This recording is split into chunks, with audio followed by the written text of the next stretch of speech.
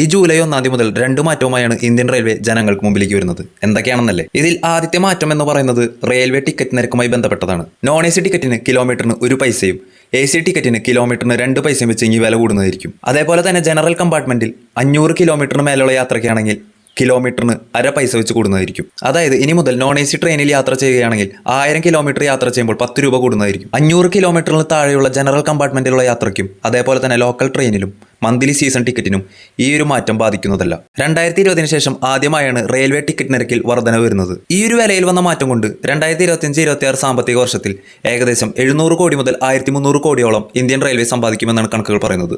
ഇനി വന്നിരിക്കുന്ന അടുത്തൊരു മാറ്റം എന്ന് പറയുന്നത് തത്കാൽ ടിക്കറ്റ് ബുക്കിംഗുമായി ബന്ധപ്പെട്ടതാണ്. IRCTC വഴി ജൂലൈ 1 മുതൽ തത്കാൽ ടിക്കറ്റ് ബുക്ക് ചെയ്യുമ്പോൾ ആധാർ വെരിഫിക്കേഷൻ നിർബന്ധമാണ്. അതേപോലെ തന്നെ ജൂലൈ 15 മുതൽ ആധാറുമായി ലിങ്ക് ചെയ്തിട്ടുള്ള OTP വെരിഫിക്കേഷൻ ഉണ്ടെങ്കിൽ തത്കാൽ ബുക്കിംഗ് നടക്കുകയുള്ളൂ. അതിപ്പോൾ ഓൺലൈൻ ആയാലും ഓഫ്ലൈൻ ആയാലും. ഇനി ഏജൻസി വഴി തത്കാൽ ടിക്കറ്റ് ബുക്ക് ചെയ്യുന്ന ഒരാളാണ് നിങ്ങളെങ്കിൽ ആദ്യത്തെ അരമണിക്കൂറിൽ നിങ്ങൾക്ക് ടിക്കറ്റ് ബുക്ക് ചെയ്യാൻ സാധിക്കുന്നതല്ല. അപ്പോൾ ഈ വരുന്ന ജൂലൈ 1 മുതൽ ട്രെയിൻ യാത്രയ്ക്ക് പുറപ്പെടുന്നതിന് മുമ്പ് ഈ കാര്യങ്ങൾ ശ്രദ്ധിക്കണമെന്ന് ഓർമ്മിപ്പിക്കുന്നു. വീഡിയോ ഇഷ്ടപ്പെട്ടെങ്കിൽ സബ്സ്ക്രൈബ് ചെയ്യുക, കൂടുതൽ ആളുകളിലേക്ക് ഷെയർ ചെയ്യുക.